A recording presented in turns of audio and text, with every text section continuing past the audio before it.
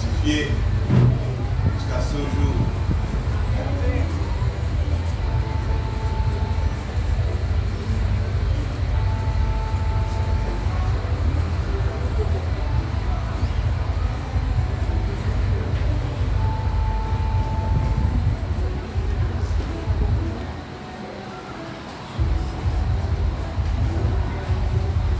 Alors nous approchons la fin de notre date ensemble. Le Seigneur a été avec nous. Amen. Demain nous allons cultiver notre temps. Et je bénis le Seigneur pour cette opportunité qu'il m'a donnée d'être à nouveau parmi vous et de partager la parole avec vous.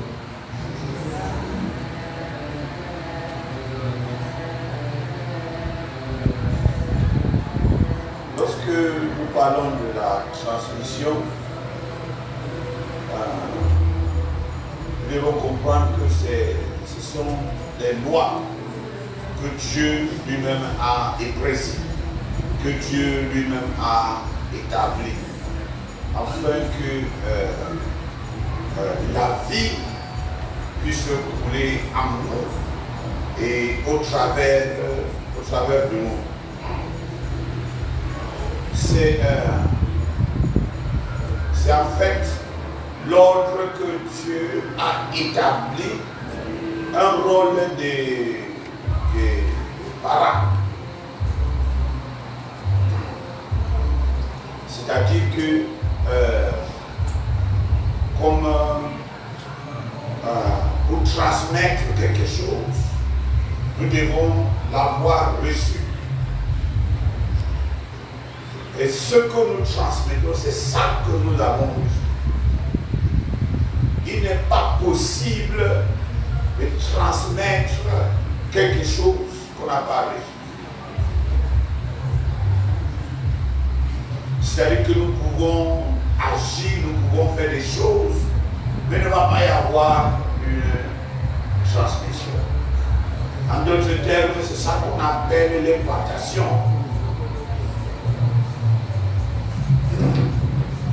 Nos parents ont reçu quelque chose,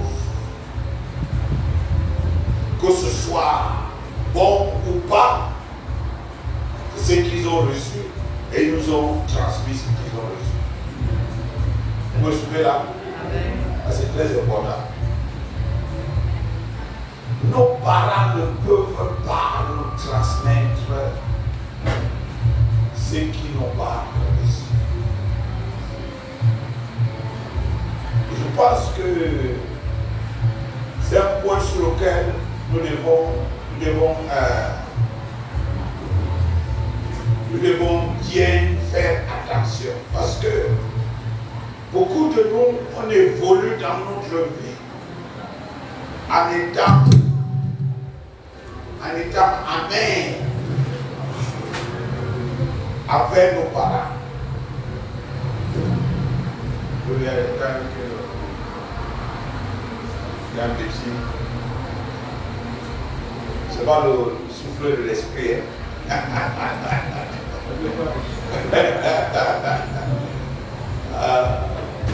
Bien que nous espérons le souffle de l'esprit. Alléluia. Ce soir. À tout moment.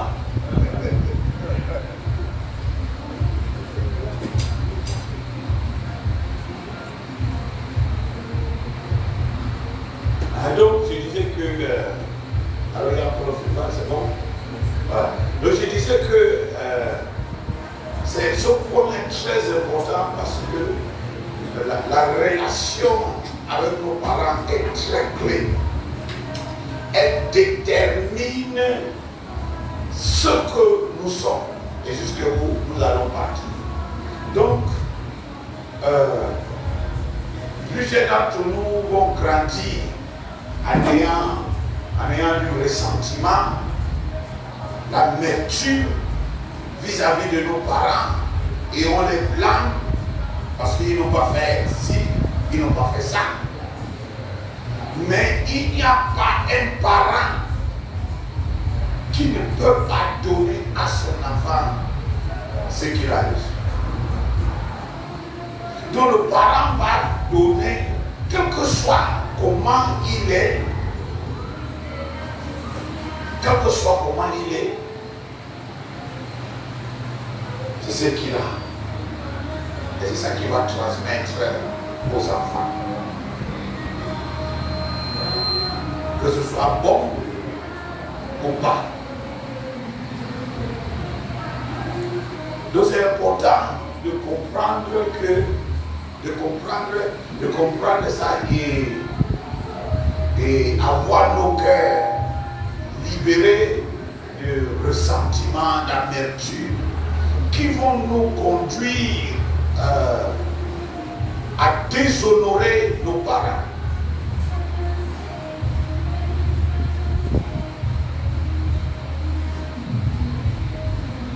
Et lorsque on tombe dans le déshonneur de nos parents, ça constitue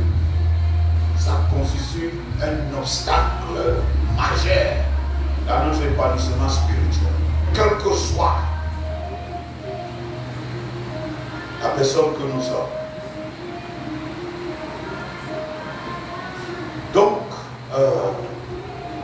en tant que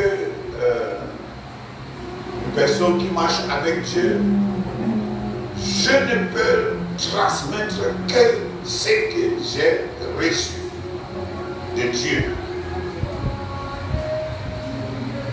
Donc, quel que soit ce que je vais dire, ou tapage que je vais faire, sauter, danser devant vous, si ce n'est pas reçu de Dieu, il n'y a rien qui va passer. Et donc, dans ce principe, dans cette loi de transmission, il n'y a pas seulement celui qui transmet, il y a aussi celui qui reçoit.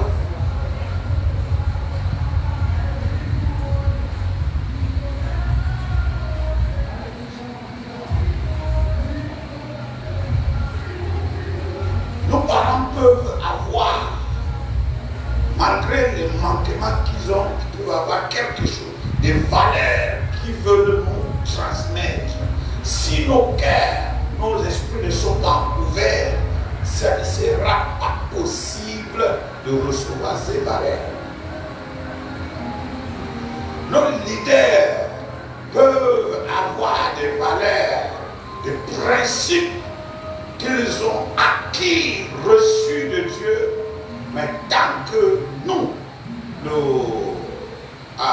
notre bout de la réception, si nos cœurs ne sont pas ouverts, nos esprits ne sont pas ouverts, il n'y aura pas de transmission.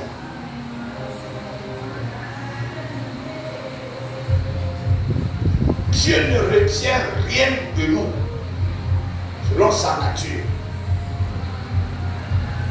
C'est dans sa nature, il est généreux, il est bon, plein d'amour.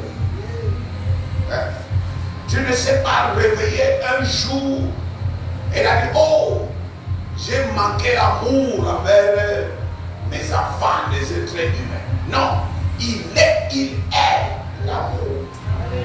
Vous comprenez l'essence de l'amour.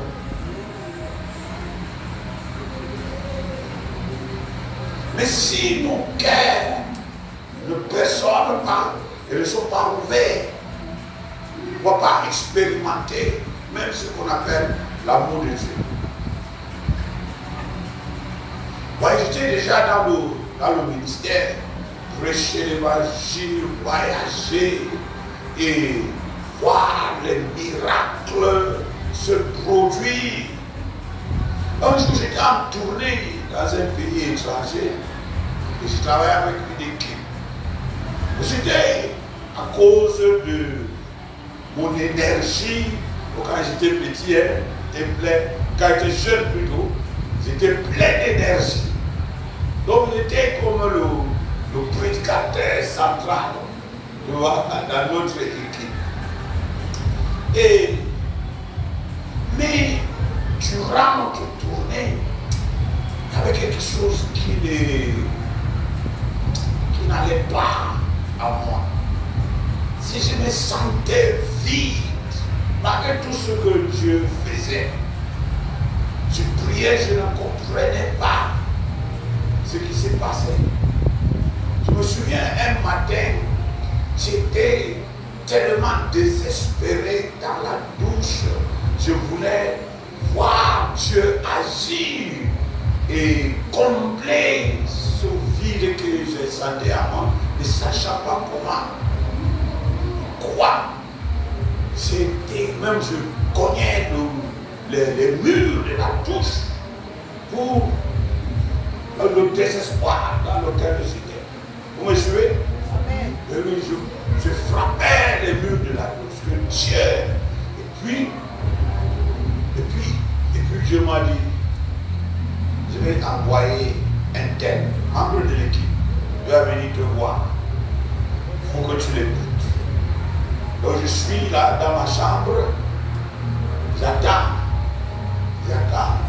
Et puis voilà le gars qui vient. Il s'assoit. Les bonnes questions, comment ça va, et tout ça là. Et on est là. Donc il commence à parler. Il veut tourner comme ça, il écoute. Avant que tu n'arrives ici, Dieu m'a dit que tu allais venir. Donc ce que tu as me dit là, dis-moi ça. Il ne faut pas tourner à gauche, à droite. Il faut me dire ce que tu as à cœur. Et puis il ouvre la bouche, il commence à me parler de l'amour de Dieu qui m'aime inconditionnellement et tout ça là, et tout. Simple comme ça. Voilà, prier. Et j'ai expérimenté un déversement de l'amour de Dieu dans mon cœur. Alors que quand je prêchais, je parlais de l'amour de Dieu.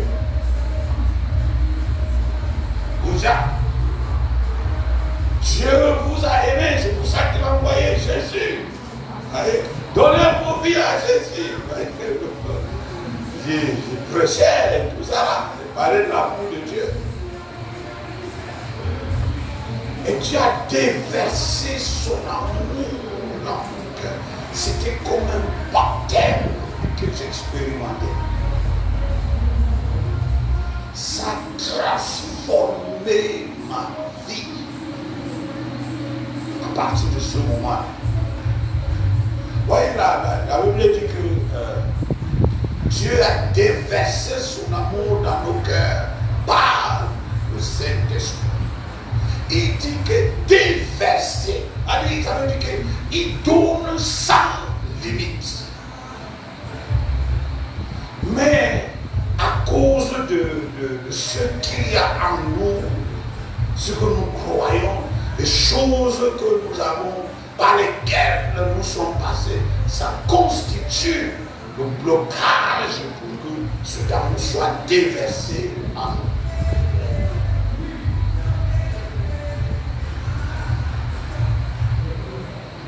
Donc Dieu ne retient rien de nous. Vous me comprenez?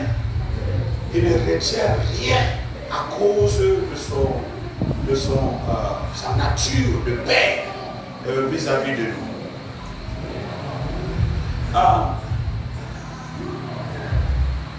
David, le roi David, dans la Bible, lorsqu'il était encore un jeune garçon, il a reçu la visite du prophète Samuel, qui est venu dans son village pour le poindre comme le roi de la nation d'Israël. Parce que le roi qui était au pouvoir en ce moment n'a pas obéi aux instructions de Dieu. Et Dieu a dit que bon, d'accord, je te mets de côté, de choisir quelqu'un d'autre. Alors un jeune qui qui était engagé à travailler et s'occuper des biens de son père. Dans le champ, là il était, le ciel l'a remarqué. Il a envoyé Samuel pour aller le moindre comme le roi de la nation d'Israël. Quelques moments après, par concours de circonstances, donc voilà qu'il se retrouve dans l'armée du roi qui avait déjà été rejeté par Dieu. Vous connaissez l'histoire, donc je résume cela.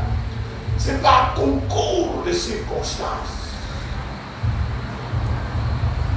Donc, ayant reçu l'onction de Dieu, il n'a pas été, comment dire, mentor.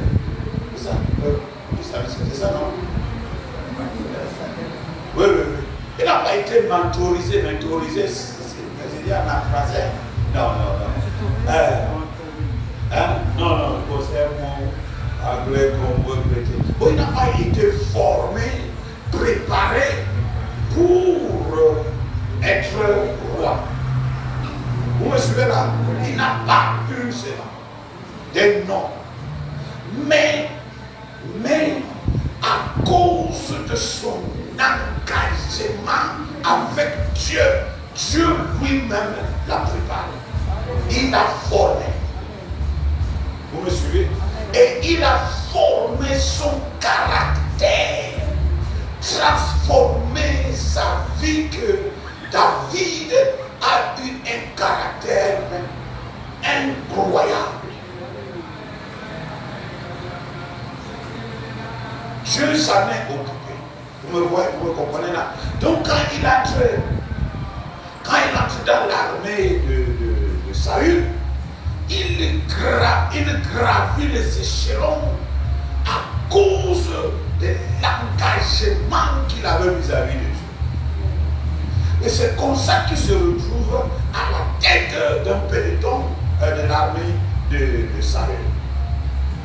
À cause de sa connexion avec Dieu.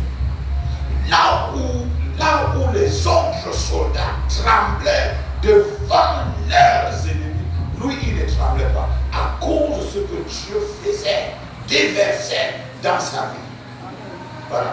Donc, alors, David a des problèmes avec le roi qui se retrouve insécurisé parce qu'il voit que la main de Dieu est sur lui. Et il va vivre pendant plusieurs années sans résidence en Israël. Quand il fuit Saül pour aller se réfugier quelque part, les gens vont envoyer le message à Saül pour lui dire que David est caché ici. Et le roi va aller avec toute une armée. Et c'est quelqu'un qui a servi loyalement le roi, sans faillir. On parlait de caractère. Vous vous souvenez là? Il a servi le roi sans faillir, avec une dévotion totale, un respect total vis-à-vis du roi. Toutes les missions qui lui étaient confiées, il exécutait ça avec honneur, dignité, et il rapportait au roi. Nous parlons de caractère. Mais malgré ça, malgré le témoignage que le roi Saül avait de lui, il n'a pas cessé de le chasser, de le poursuivre et chercher à lui ôter la vie. Alors vous comprenez que quand quelqu'un subit une telle réponse à son service, à sa dévotion, il va se sentir comment? C'est ça trahi, hein? Amen. Voilà. Il va être. L'amertume va venir à cause de quoi? À cause de la blessure. Il est déçu. Il se sent trahi. Il est blessé. Mais nous voyons que malgré les blessures que David a reçues, malgré le fait qu'il se sent trahi par celui qui a servi avec dévotion et loyauté, David n'a pas gardé d'amertume. Il est resté respectueux. Il a continué d'honorer le roi sans faillir. Nous sommes en train de parler de caractère. Quand vous regardez comme ça, vous lisez cette histoire, je dis, mais comment cet homme est arrivé à ce point? Vous démontrez une telle vie, un tel caractère à cause de ce qu'il recevait de Dieu. Vous me suivez? Il n'a pas gardé de l'amertume dans son cœur. Quand on a essayé de l'inciter contre Saül pour lui ôter sa vie, lorsqu'il était à mesure d'ôter la vie à Saül, il ne l'a pas fait. Il a continué d'appeler Saül loin de l'Éternel.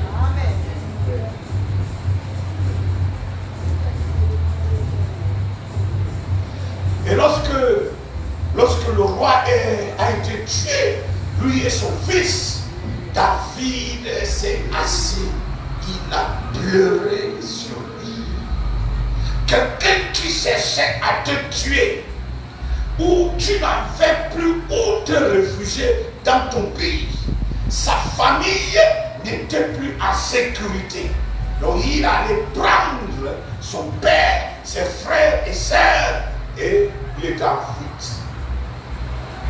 Et lorsque ce roi qui cherche à lui ôter la vie meurt, il s'assoit, il pleure. Il n'a pas seulement pleuré, mais il a écrit une lamentation. Et il a imposé que tout le monde en Juda puisse apprendre et chanter ces lamentations.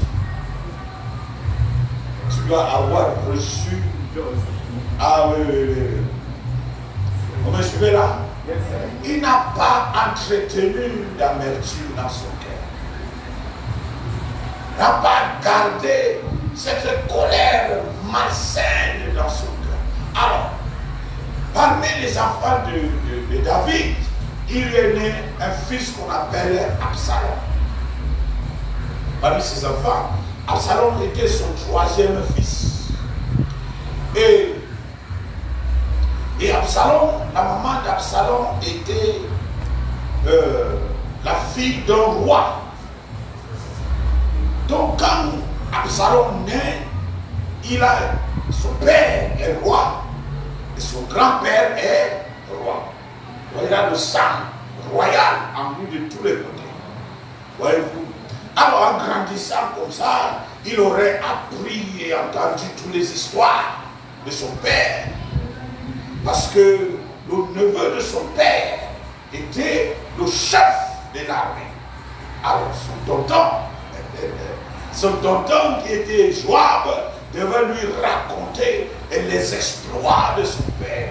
Tu grandis ainsi, tu entends ce que ton père a fait. Tu vois comment ton père a vécu et tu vois comment il vit.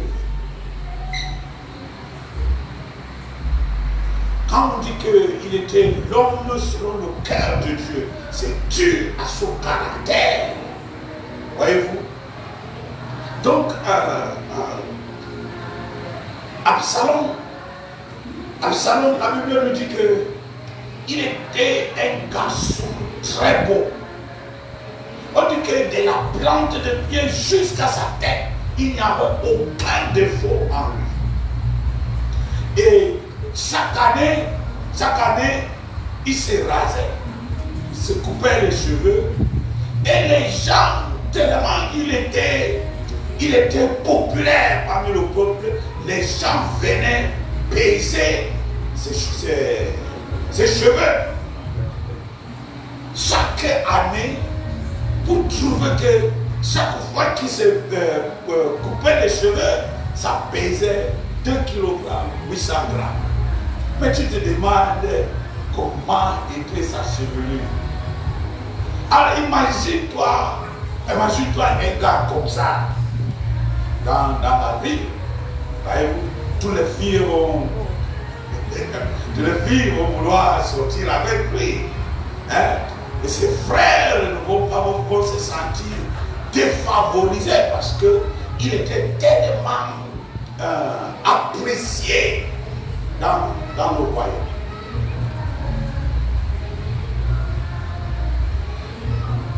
Mais il y a quelque chose qui s'est passé quand son demi-frère, qu'on appelait Amnon, a violé sa petite sœur.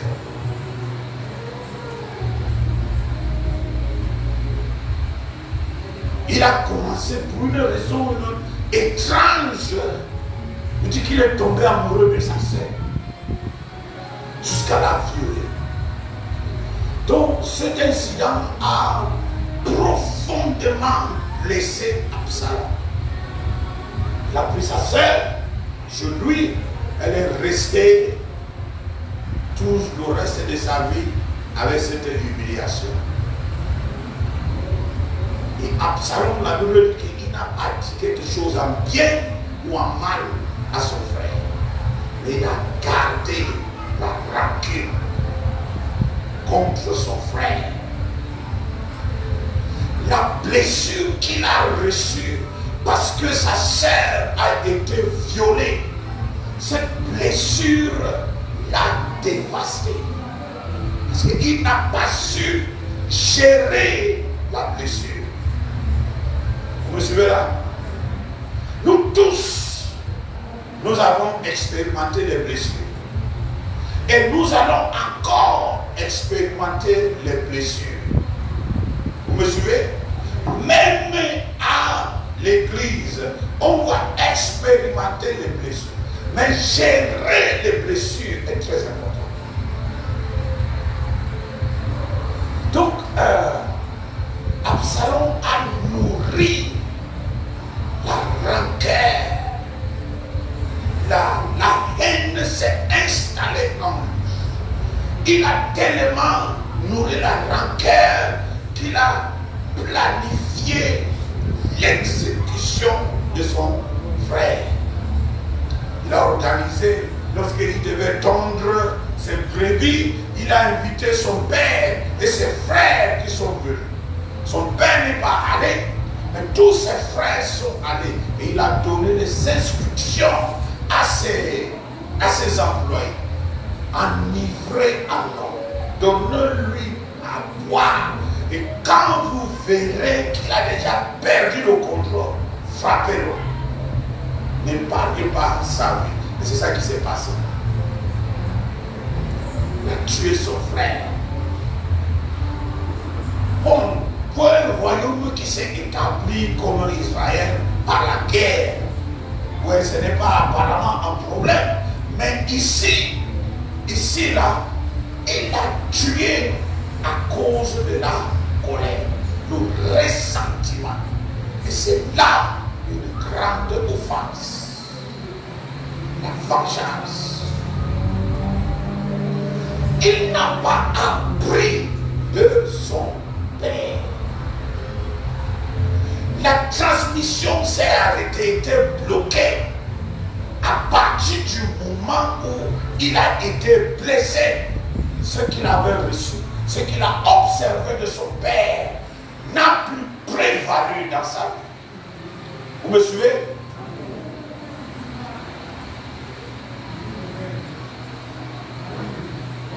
Il n'a pas réussi à surmonter pour que son père continue à être le modèle dans sa vie. Qui pardonnait sans limite. Un homme brisé devant Dieu et devant les hommes. David, quand il devait se repentir devant Dieu et devant les gens, même quand il était roi, il ne se retenait pas. Montrer comment il était brisé et un homme humble. Alors Absalom n'a pas appris ça. La Bible dit qu'il a fui chez son grand-père. Il a laissé réfugier là-bas pendant 3 ans. Et comme il était populaire, le peuple a réclamé son retour. Il est revenu, mais son père ne pouvait plus l'accueillir. Il y a quelque chose qui s'est passé. Il y a une rupture entre ce qu'il vivait, ce qu'il expérimentait avant, entre lui et son père. Il y a une rupture après son retour.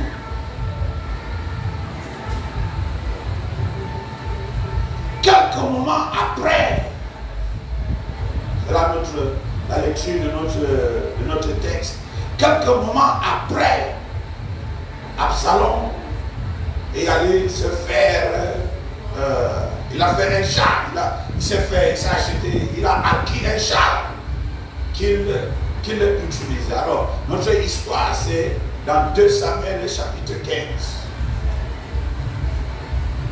2 Samuel chapitre 15.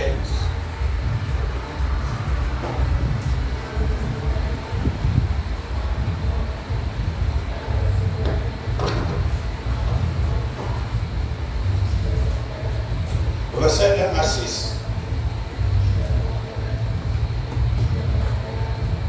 Après cela, Absalom se procura un char et des chevaux, ainsi que 50 hommes qui pouvaient. Il se levait de bon matin et se tenait au bord du chemin qui conduit à la porte. Chaque fois qu'un homme avait une contestation et se rendait vers le roi pour le procès, Absalom l'appelait et demandait « De quelle ville viens-tu » Lorsqu'il avait répondu « Je suis de telle tribu d'Israël ». Absalom lui disait « Regarde, ta cause est bonne et juste, mais personne ne t'écoutera chez le roi. » Absalom ajoutait « Qui m'établira juge dans le pays ?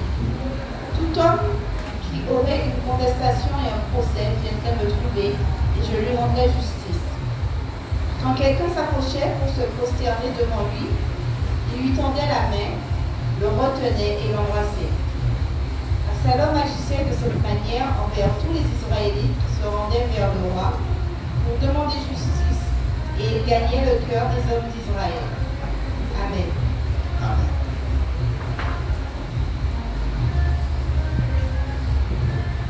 Alors,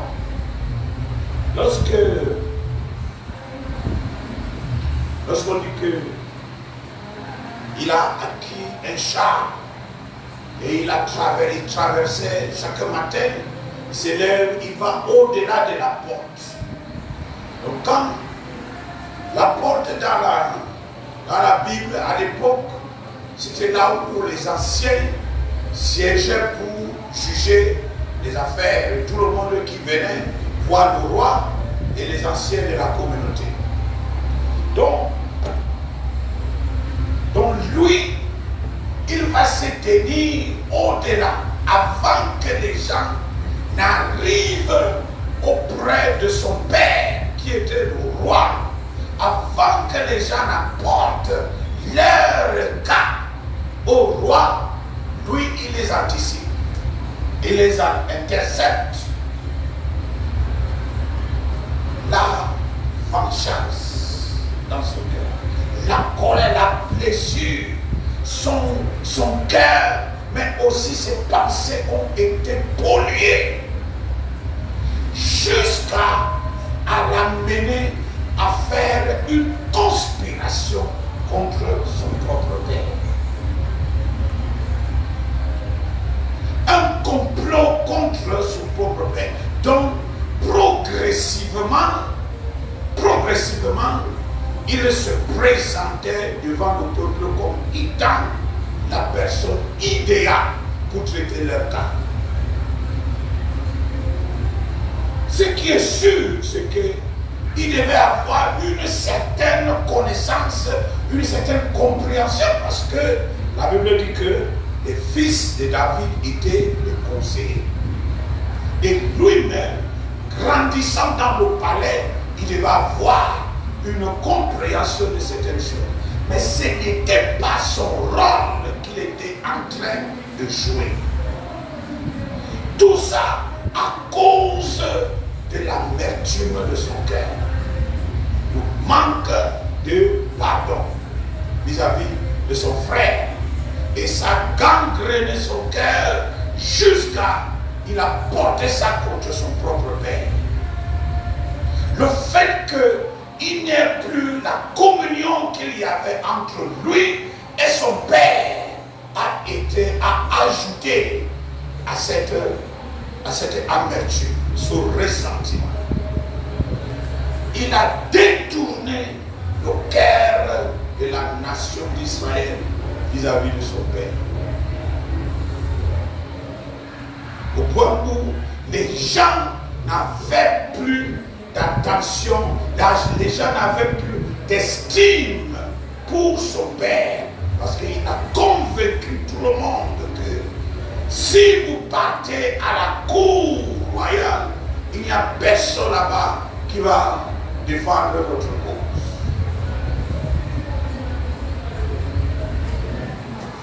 Alors, la conspiration est allée jusqu'à ce que il a réussi à rassembler une grande foule, une armée pour aller attaquer son père. Et David, il a fui la ville, il est parti, abandonné. C'est un chapitre très triste dans la vie de David et le royaume d'Israël. Voyez-vous ce que les blessures que nous recevons dans nos vies, les injustices que nous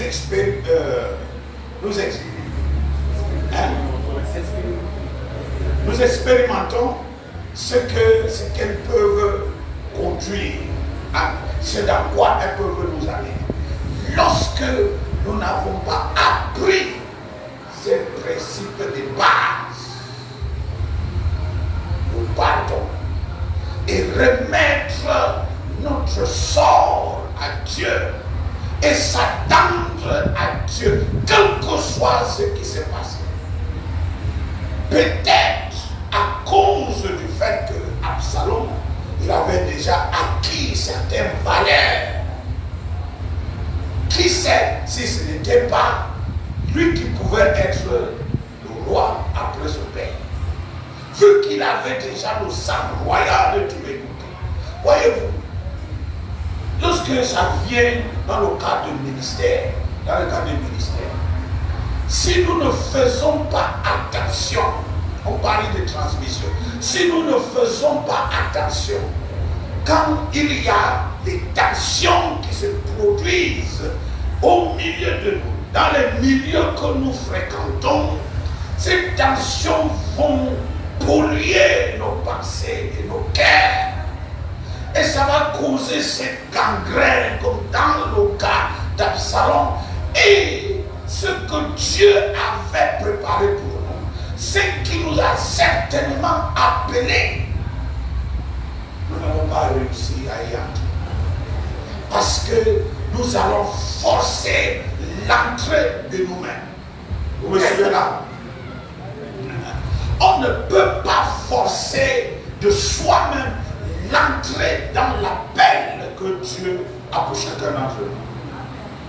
C'est lui qui nous prend et c'est lui qui nous conduit et nous marche avec nous pour nous faire entrer dans ce qu'il a préparé. Et c'est ça qui a manqué dans la vie de ce monsieur qu'on appelle Absalom. On ne peut pas précipiter Dieu dans ce qu'il veut faire dans nos vies. Il est impossible. Nous allons nous établir nous-mêmes. Mais la main de Dieu ne sera pas sur nous. Quel que soit ce que nous faisons. Voyez-vous, Absalom a déshonoré. Vous voyez, ça commence avec une blessure, une injustice qui pouvait être réglée. Et le monsieur allait continuer sa vie. Un monsieur populaire dans le royaume. À cause de cette blessure, ça l'a amené jusqu'à déshonorer son père à un niveau inimaginable. Parce que lorsqu'il a pris l'armée et il est entré à Jérusalem, il a couché avec tous les concubins de son père. Aux yeux et sur eux, tout le monde. Avec des histoires choquantes comme ça, là. C'est écrit pour notre instruction. C'est scandaleux, n'est-ce pas? Mais c'est écrit pour notre instruction. La loi de la transmission, Dieu a établi pour que nous puissions recevoir et transmettre à la jeune génération après. Nous recevons. Alors, nous devons apprendre à nous asseoir et attendre. Parce que c'est là la grande difficulté pour nous, les êtres humains, n'est-ce pas? Apprendre à attendre. Parce que Dieu nous parle, il déverse sa vie à nous, il nous appelle et nous destine pour des choses. Mais nous devons faire attention pour ne pas chercher à précipiter et faire réaliser ces choses avant que ce ne soit le temps de Dieu. Vous me suivez? Vous me suivez là? Donc, mais ce qui peut nous amener dans ce stade-là, ce sont les blessures, les déceptions, les attentes qui ne sont pas satisfaites. Nous avons les attentes et les attentes ne sont pas comblées. Devons-nous avoir des attentes? Oui. Nous devons avoir des attentes. Quoi faire lorsqu'elles ne sont pas comblées? On continue d'attendre. Amen. 6 mois passent, il n'y a rien. C'est comme si j'ai été oublié. Qu'est-ce que je fais? J'attends. 5 ans, on ne me regarde pas. Qu'est-ce que je fais? J'attends. Éventuellement, alléluia, ce que Dieu a décidé pour nous, éventuellement, ça va se passer. Il n'y a rien et il n'y a personne qui peut arrêter cela, sauf nous. C'est ça. Rien ne peut arrêter ce que Dieu a pour nous. Donc, l'état de notre cœur est très très important. Prendre soin de ce cœur est très important. Voyez-vous? Alors, David, lui, il a servi avec dévotion Saül. Voyez-vous la récompense qu'il a reçue? Il a reçu une très grande récompense au-delà de ce qu'il pouvait s'imaginer. Mais il a dû attendre son tour. On lui a dit que, vous voyez, le roi, il est dans la cave. Le roi vient, il est là-bas, il dit que voici le jour que l'Éternel livre tes ennemis entre tes mains. Il dit qu'on ne peut pas toucher loin de l'Éternel et rester. Voyez-vous, jusque-là, il a continué d'honorer ce roi qui était devenu comme cinglé. Il a continué de l'honorer et l'appeler roi de l'Éternel.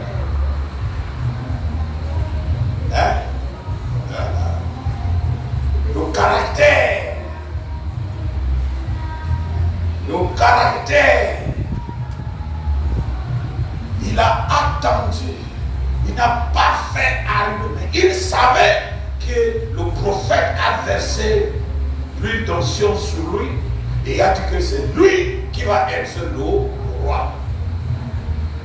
Même quand le roi était cinglé, il savait qu'il a eu l'onction de Dieu pour être le roi de cette nation.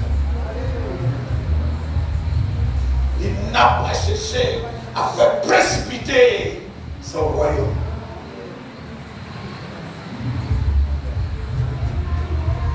Alors, on va avoir un peu de temps de prière, parce qu'on a déjà parlé de beaucoup de choses depuis mercredi.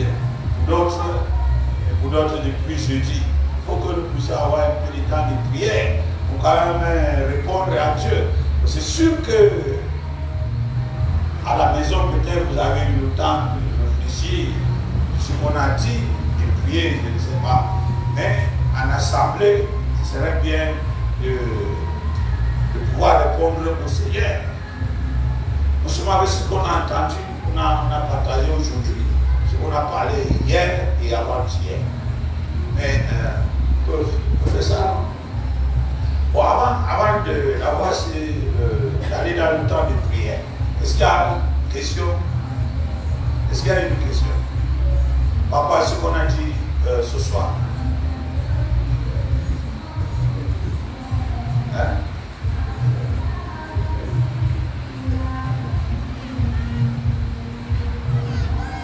Pas de questions?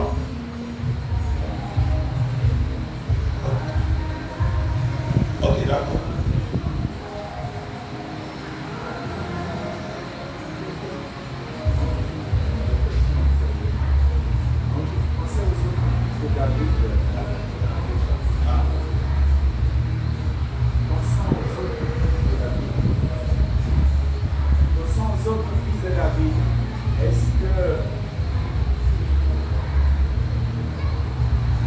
S'agissant des autres fils de David, ils avaient aussi, d'une certaine manière, moi, d'espérer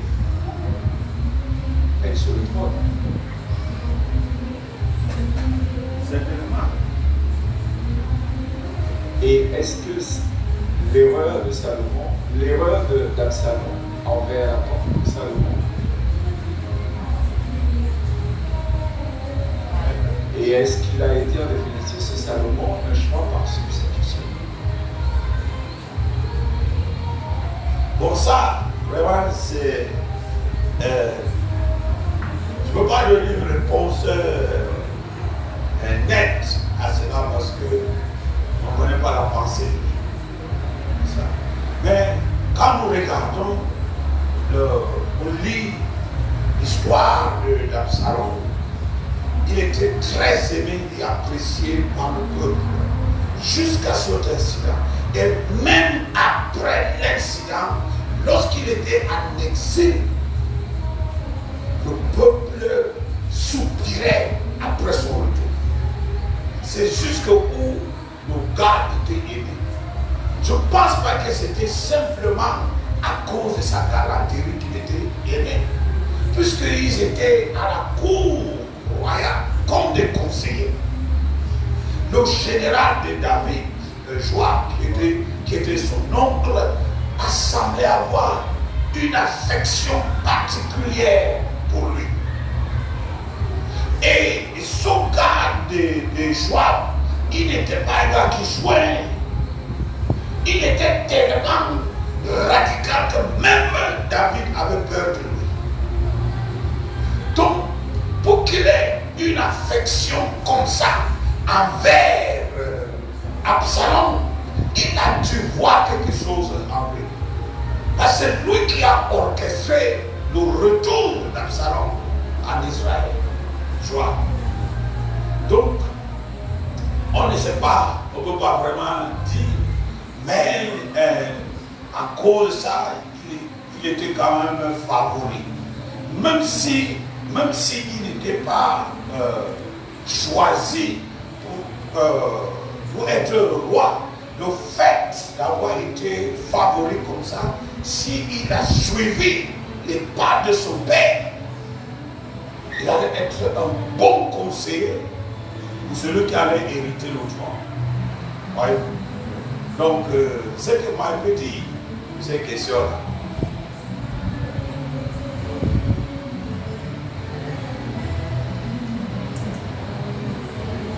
Oui. J'ai une question. Alors, au début de ton intervention, tu as parlé de la relation entre guillemets parents-enfants et de l'importance même capitale d'honorer les parents. Alors, dans la marche que nous avons sur cette terre, que ce soit jeune, âgé, etc.,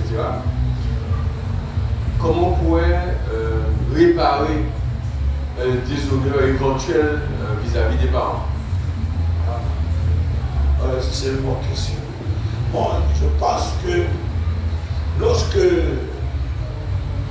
nous nous rendons compte qu'une attitude, un comportement que nous avons adopté a déshonoré nos parents, ce que nous devons faire, c'est d'apprendre à nous humilier vis-à-vis de nos parents. Devant les parents, nous devons nous humilier.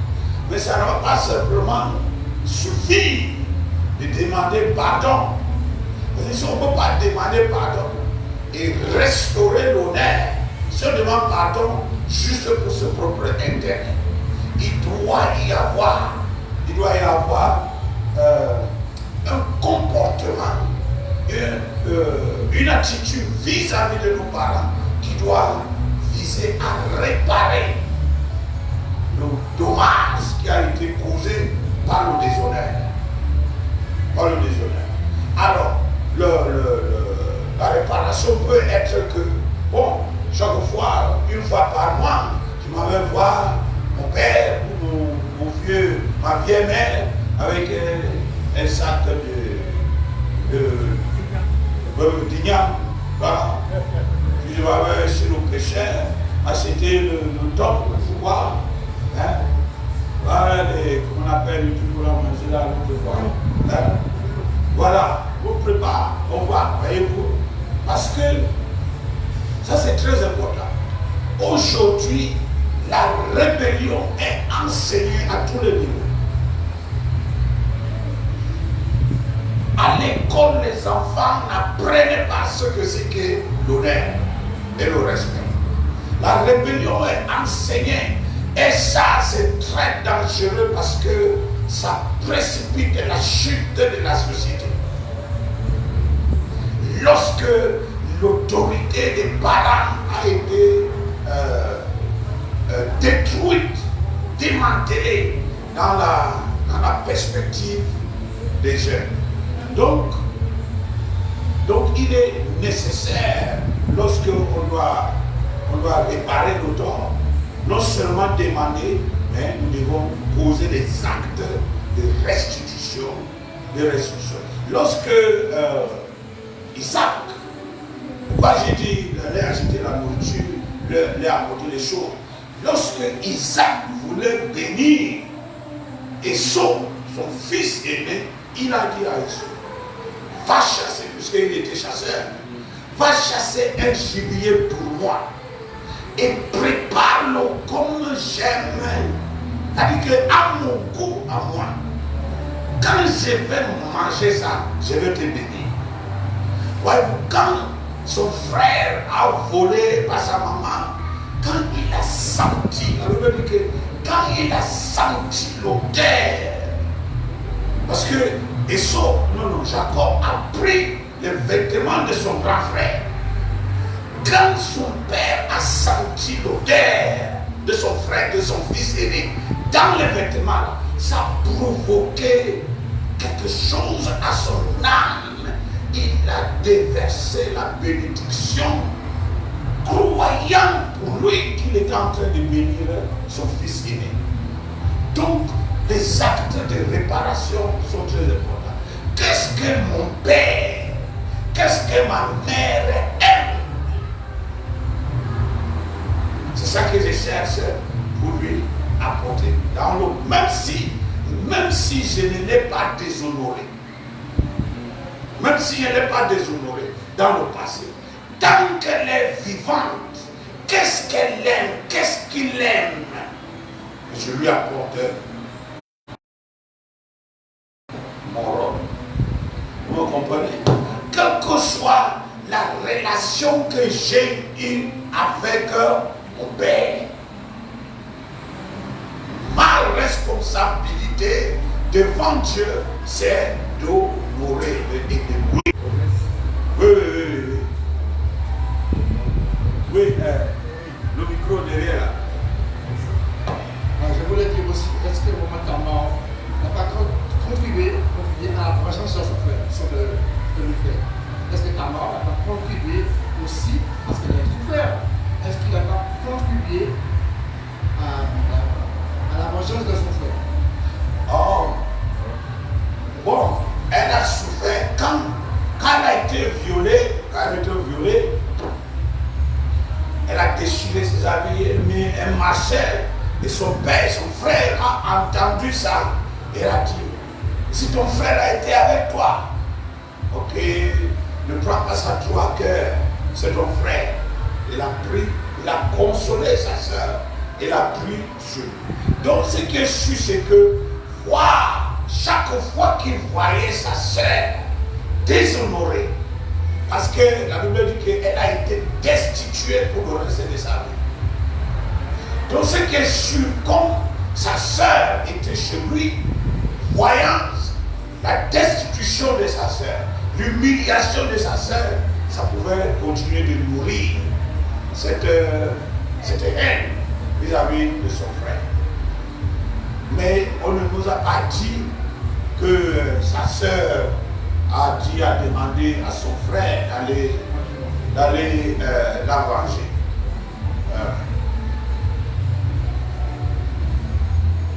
Oui, d'accord.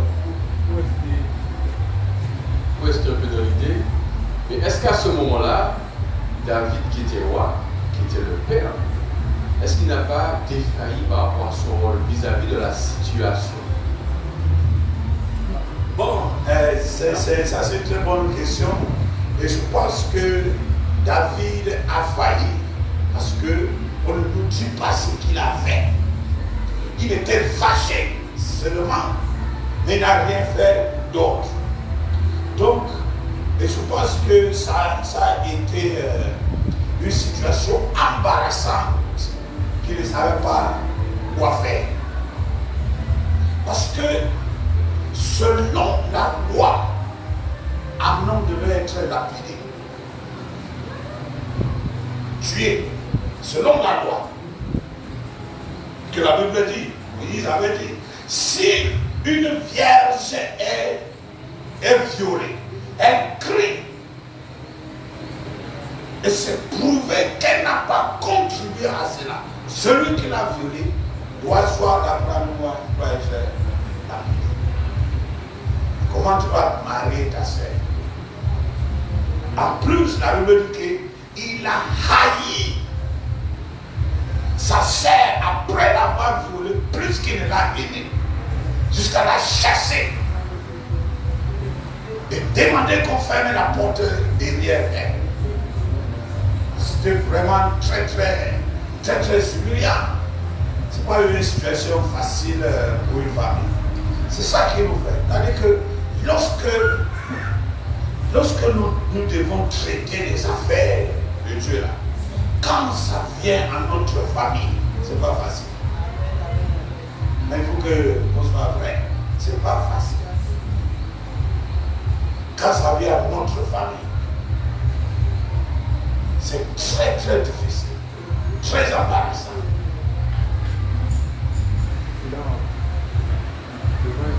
La colère de l'homme, il est bien écrit que la colère de l'homme n'accomplit pas la volonté de Dieu.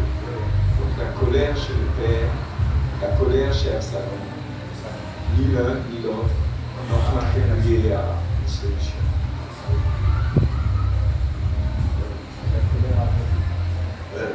C'est ça. Et un autre point, si on va prier.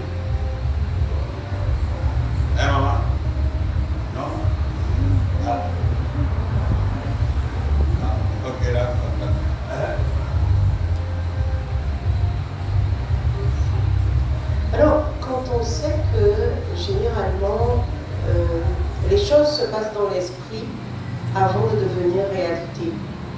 Et je pense qu'avant de violer sa sœur, il y a pensé et probablement il a résisté. Et c'est encore aujourd'hui, c'est pourquoi on dit que la guerre se fait déjà dans l'esprit. Et c'est là où l'ennemi de notre âme attaque le plus. Et c'est là où, encore aujourd'hui, nous devons être vigilants de manière justement à ne pas le laisser pénétrer dans notre esprit et nous faire des choses, faire des choses qui sont contraires à ce que Dieu attend de nous. Ça c'est un point très important. Mais l'histoire de ça, c'est que la Bible dit qu'il était amoureux de sa sœur jusqu'à devenir malade. Oui. Donc, il est tombé malade. Et son ami qui était tordu, astucieux, lui a dit que fais-le malade. Quand ton père va venir, demande-lui d'envoyer ta sœur. Voyez-vous, donc tout le plan avait déjà été fait dans son truc. Donc au moment où, à partir du moment où il va commencer à avoir les sentiments, il y a déjà une porte qui est ouverte. Voyez-vous? Et puis il nourrit ça, on lui donne le conseil et il suit le conseil. Il n'a pas eu de retenue entre temps. Donc il a eu le temps d'ouvrir grandement la porte à l'ennemi pour pénétrer dans sa famille et causer cette dévastation-là qui était très très grave pour la famille et la nation. Donc c'est ça. Oui. Encore. Nous pourrions être témoins de telles tensions entre nos enfants, voire des membres de notre famille, et assez sensibles sur le fait que ça peut conduire à des catastrophes, des drames, littéralement. Quelle pourrait être l'attitude la plus constructive que nous pourrions avoir face à une telle situation? Le premier disait là, quand nous expérimentons une situation comme ça dans la famille, c'est très très difficile pour nous, ça nous désoriente. Mais ce que moi je peux dire comme réponse à ça, c'est que nous devons appliquer ce que nous comprenons de la parole de Dieu dans la situation. Parce que, en fin de compte, nos enfants sont redevables à Dieu comme nous sommes redevables à Dieu. Notre responsabilité, c'est d'enseigner les voies de Dieu à nos enfants. Ce qu'ils en font, on n'a pas le contrôle de cela. Et là où nous devons intervenir avec fermeté sur ce que nous comprenons être la parole de Dieu. C'est ce que moi je peux dire dans cette situation. Aussi dévastatrice que la situation puisse l'être, nous devons mettre Dieu au-dessus de nos sentiments et au-dessus de l'affection que nous avons pour. Oui. C'est pas facile, hein? Je sais ça. C'est pas facile. Ouais. Mais Dieu peut nous accorder la grâce. Je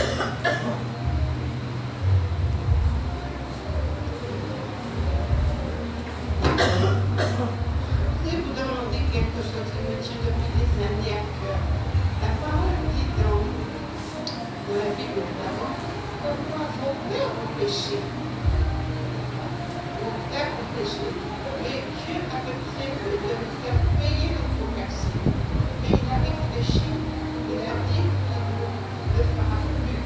Alors je voudrais bien savoir aujourd'hui, qu'est-ce que ça veut dire? Qu'est-ce que ça veut dire le fait que nos pères ont péché et nous sinon on paye les pots cassés. Oui. C'est ça. Qu'est-ce que ça veut dire au fond? Hein?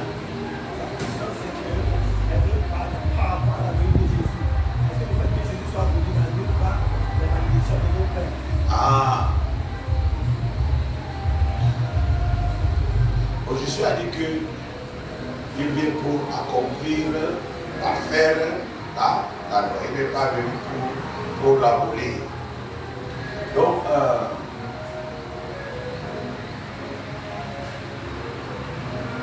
même comme la Bible dit, Dieu a dit qu'il visite les péchés des parents sur la 3e et la 4e génération, de ceux qui ne nous craignent pas.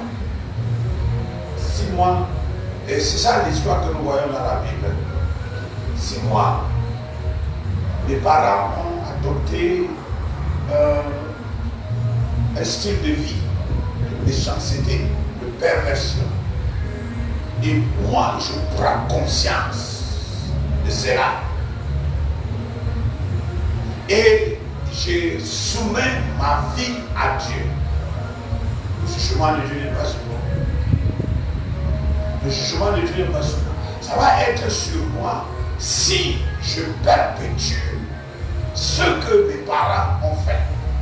Et mes enfants viennent après moi, continuent à perpétuer cela.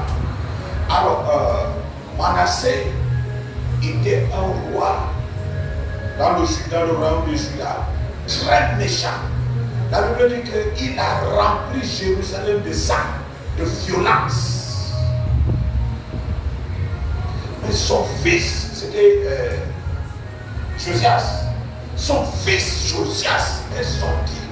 Un roi, que la Bible dit qu'il n'y a pas un roi qui a fait ça, ni avant, ni après lui. Il a mené les réformes dans la nation. Il n'a pas suivi les voies de son père, Manassé. Voyez-vous? Et il a été un des rois réformateurs dans le royaume de Juda. Donc,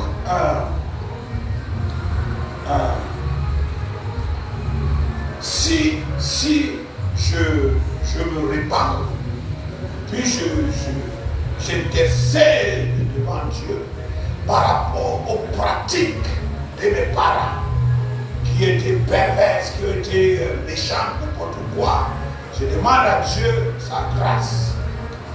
Il est fort possible que ça ne suive plus sur mes enfants. Mais si mes enfants ne suivent pas mes voies, ce que je leur transmets, ce que je leur enseigne, sur les voies de Dieu, je ne suis pas responsable de leur vie et de ce qu'ils vont devenir. C'est ce qu'il peut dire en réponse. C'est bon? Oui, oui.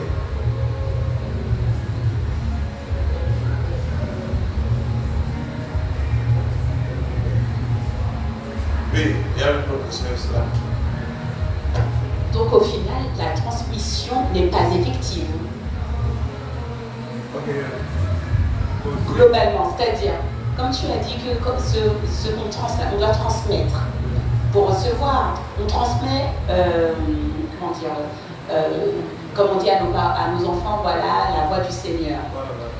Normalement, on doit, la transmission est telle qu'on reçoit et que nous-mêmes puissions transmettre.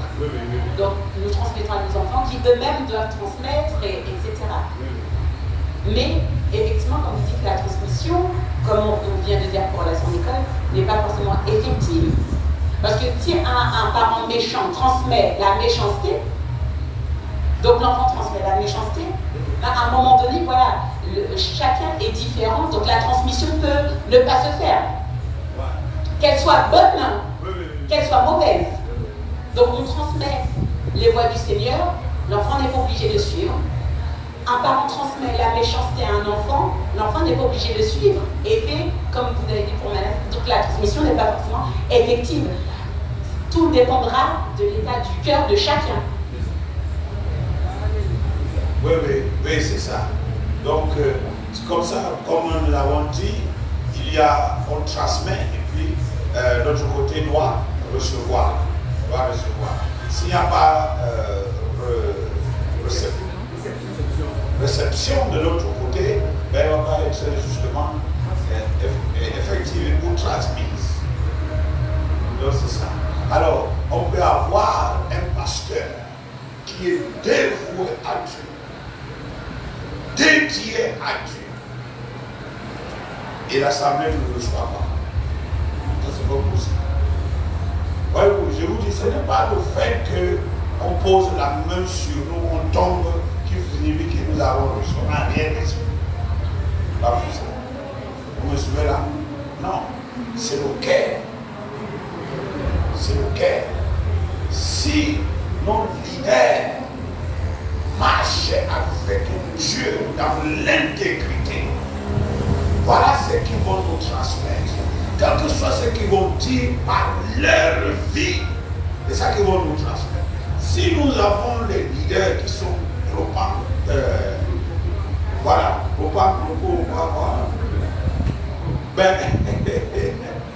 mais c'est ça qu'ils vont nous transmettre.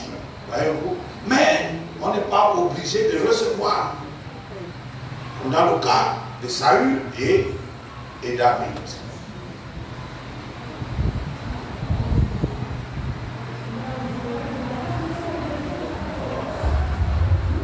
Vous pensez qu'on va encore prier? Mais c'est bon, hein, les interactions là.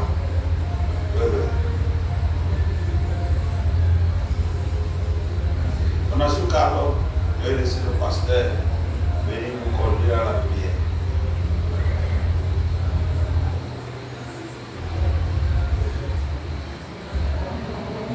D'accord. Alors, on a parlé beaucoup de celui qui transmet. Mais le récepteur, hormis, bon là tu vais donner plus ou moins la réponse, hormis le cœur, mais qu'est-ce qui pourrait effectivement bloquer la réception, empêcher que, parce qu'un enfant par exemple que tu es dans les sous des voies de Dieu, qui ne te suit pas malgré tous les efforts que tu fais. Alors est-ce que c'est parce que nous on a peut-être mal transmis? Est-ce qu'il y a, qu'est-ce qui pourrait selon toi pouvoir bloquer ça? Bon, on ne peut pas exclure le fait de nos manquements à nous. Nous devons accepter que nous sommes sujets au manquement et nous n'allons pas toujours transmettre à 100%, même ce que nous avons l'intention de transmettre. Hein? Mais nous devons nous rassurer qu'on fait ce que nous devons faire. Le reste, nous n'avons pas le contrôle. C'est ça. Ce que les enfants vont devenir, nous n'avons pas le contrôle sur ça. Ça, c'est la réalité. L'âme qui pêche, c'est l'âme qui va mourir. C'est ça que la Bible dit. Donc les parents, les leaders, les aînés font ce qu'ils doivent faire, leur responsabilité. Enseigner et être un modèle pour ceux qui sont sous notre influence ou bien autorité. Maintenant, comment ils vont gérer ça, malgré le fait que nous voulons voir et recevoir et aller avec? Malheureusement, nous n'avons pas le contrôle sur ça. Nous n'avons, l'être humain n'a pas le pouvoir de faire à quelqu'un d'autre ce qu'il ne veut pas. On n'a pas ce pouvoir. On peut influencer les gens, mais la personne que j'influence doit vouloir faire ce que je lui transmets. S'il ne veut pas, je peux, quelle que soit la personne que je suis, ne veut pas. Si je suis trop fort, il va faire semblant de recevoir. Mais quand il sort là-bas, d'abord même quand il reçoit là, il fait ça dans son cœur, il sait qu'il ne fait pas ça. Donc c'est ça, nous n'avons pas ce pouvoir. Ça c'est, Dieu ne nous a pas donné ça. Et même Dieu, excusez-moi, pas encore, même Dieu, même comme il a tous les pouvoirs, il ne force pas la transmission. Il ne nous force pas à faire ce que nous ne voulons pas. Il respecte les limites que nous lui donnons. La volonté. Voyez-vous? Les limites de notre volonté. Dieu ne va pas violer ça. Malgré la toute puissance qu'il a. C'est pour ça que dans l'Apocalypse, Jésus dit que tu frappes à la porte. Celui qui ouvre. Donc si tu n'ouvres pas, il va rester. Mais il a toute la force de taper la porte là et entrer. Mais il refuse de le faire. Il refuse de le faire. Il respecte ce qu'il nous a donné, la volonté.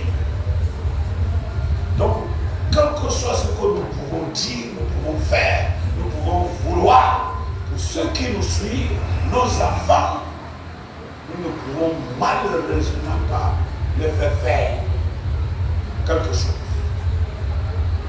Et ça c'est bon, parce que c'est bon pour les leaders. C'est bon pour le leader. Tu entres dans le repos, j'ai fait ce que je devais faire. J'ai prié, j'ai cherché la face de Dieu et j'ai transmis ce que je devais transmettre. Maintenant, ce que l'Assemblée fait de ce que je leur ai transmis, je n'ai pas le contrôle en ça. Mais cependant, je veux que tout le monde reçoive et que tout le monde grandisse. C'est ça, non? Quand tu es leader, tu souhaites ça, tu veux ça. Mais nous devons comprendre que quel que soit ce souhait, ce vouloir, nous ne pouvons pas forcer les gens pour pouvoir le faire. Il y a comme un truc, il y a des situations qui sont, je dirais, plus difficiles pour certaines personnes. Un homme détaché, une femme qui a porté un enfant, qui a souffert la maternité, c'est pas évident. Ça, il faut beaucoup prier, je pense, pour les mères de leurs enfants. Pour le détachement n'est pas aussi facile que c'est plus dur pour une femme de souffrir le problème d'un enfant. C'est très dur. Je pense qu'on doit rester dans la prière pour nos soeurs qui passent par des moments difficiles avec certains enfants. C'est pas évident. Nous les hommes, j'ai fait ce qu'il y a à faire, donc, mais c'est pas aussi évident pour nos soeurs qui ont porté des enfants. C'est pas évident. Pour ça, oui, certainement, ça c'est un point très très important parce que l'attachement qu'il y a dès le sein maternel, c'est particulier. Donc les mamans vont être très dévastées par le choix des enfants, ça c'est sûr, de pleurer. Donc elles ont une habileté aussi que les hommes n'ont pas pour savoir comment gérer même ces situations avec les enfants. Tu vois, elle est à mesure de continuer à embrasser l'enfant, lui offrir la même affection malgré ses comportements malsains. Mais l'homme veut sortir la ceinture. Vous voyez? Donc Dieu donne la piété à la femme que ne donne pas à l'homme à cause justement de cet attachement-là. Je vais juste poser une question. La transmission, du côté du transmetteur, est-ce qu'il n'y aura pas, est-ce qu'il peut ne pas y avoir une maladresse, par exemple, ne serait-ce que être en retard sur le moment de transmettre en fonction de ce qu'on voudrait communiquer, ou est-ce qu'on ne peut pas être trouvé à défaut d'avoir pas préparé l'enfant. Parce que le transmetteur peut garder jalousement, il s'enorgueillir de ses qualités, de ce qu'il possède, etc. Et ne jamais penser qu'il a un devoir de transmettre à la génération. Oui. Ça c'est un point très important aussi. Il y a ces questions-là où la personne, le père, le leader, peut être trop imbu de lui-même.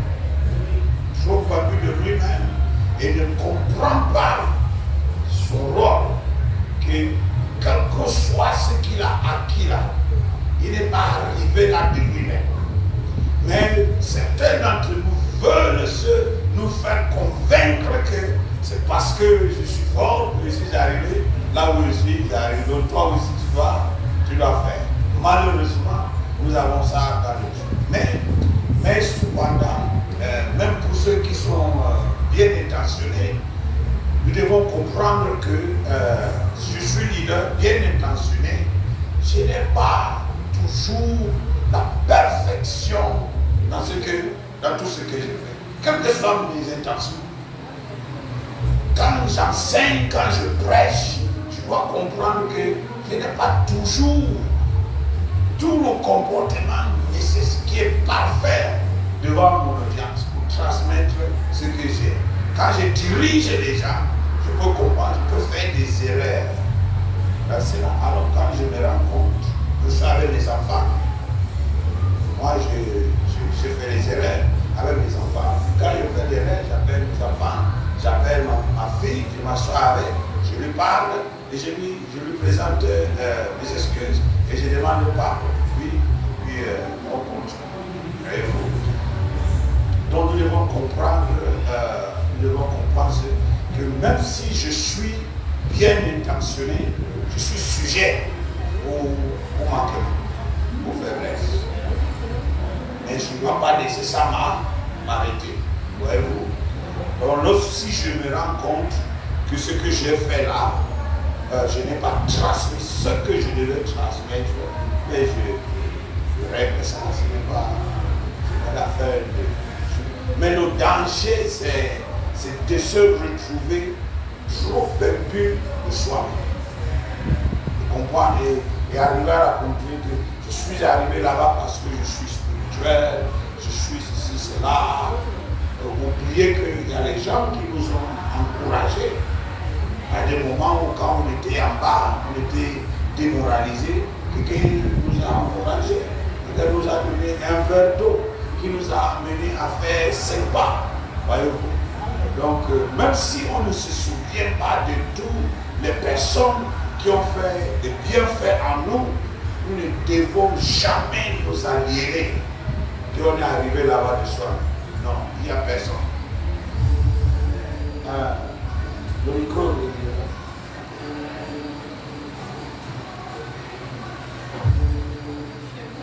témoignage qui m'est arrivé hier justement à ce sujet. J'ai un jeune depuis 10 ans que j'avais dans la voiture, que il vient à la maison, il mange, on discute et tout. Et il a été en prison, ça va faire longtemps, il était en prison. Et il est venu hier me voir, hier soir me voir, pour me dire pardon, parce que ça fait déjà un petit peu que je le suis et tout. Et quand il est venu me demander pardon, parce qu'il a fait des bêtises, il a reconnu ses bêtises. Alors, la question que moi je me posais, je ne sais pas si j'ai bien fait, je lui ai posé la question, maintenant qu'il a été en prison, est-ce que ça lui a fait quelque chose? Parce que quand je travaille beaucoup de jeunes, est-ce que ça lui a fait quelque chose? Et il m'a dit non, ça ne lui a rien fait. En contraire, il voulait rester en prison. Alors je lui ai posé la question, pourquoi il voulait rester en prison? Parce que des fois,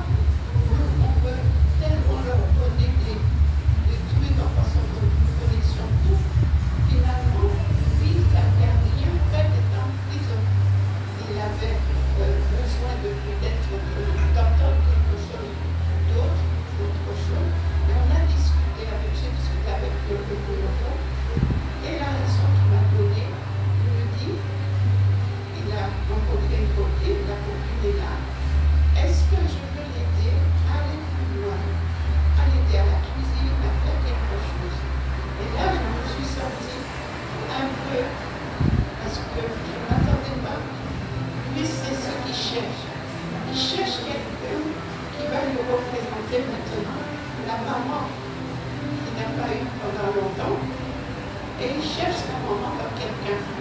Même la prison pouvait être la mer. Et ça m'a un peu vexé. C'est pas vexé, mais ça m'a fait un petit peu. Parce que ce qu'il cherchait, c'est plus l'amour de l'être que de se trouver en prison. Parce que ça n'a pas fait quelque chose. Le cœur n'a pas été touché, mais la chair a été touchée. Parce qu'il a manqué ce toucher. C'est quelqu'un pour tenir. Parce que je vais vous raconter quelque chose qui me fait quand il arrive. Ça fait 10 ans. Il vient à la maison. Il a toujours besoin de toucher, de me caresser la tête. Depuis 10 ans, il me fait le même geste. Il me touche. Et si je suis sa maman, et là, je veux dire, vous êtes bien. C'est parce que nous, aujourd'hui, sachons que la plupart des jeunes ont besoin de nous. Parce que j'ai senti ce que et que j'ai envie de faire, je t'aime. Des choses comme ça. De pouvoir lui demander qu'est-ce que ça lui a fait la prison. Vous avez dit que son système de valeurs est vraiment peut-être non existant. Si après combien de temps en prison il n'a pas appris de leçons et il souhaite rentrer là-bas, peut-être que c'est là-bas qu'il doit être, pas dehors. Il ne peut pas être dehors. Et il va faire quelque chose pour retourner là-bas. Il y a très peu de choses qu'on peut faire quand quelqu'un est à ce niveau-là, jusqu'à ce qu'il soit en mesure d'écouter et ce qu'il ne veut pas écouter en ce moment. Mais pour le moment, là, je ne pense pas qu'il est prêt pour recevoir autre chose que de lui donner à manger, ce qu'il faut toujours faire. Donc la question était bonne pour l'amener à réfléchir et faire une évaluation propre de son temps incarcéré. Mais il n'est pas prêt à faire cette évaluation. Donc il fait l'évaluation et pour lui, il est mis en prison que dehors. Donc il faut l'envoyer en prison. Ça, c'est le père.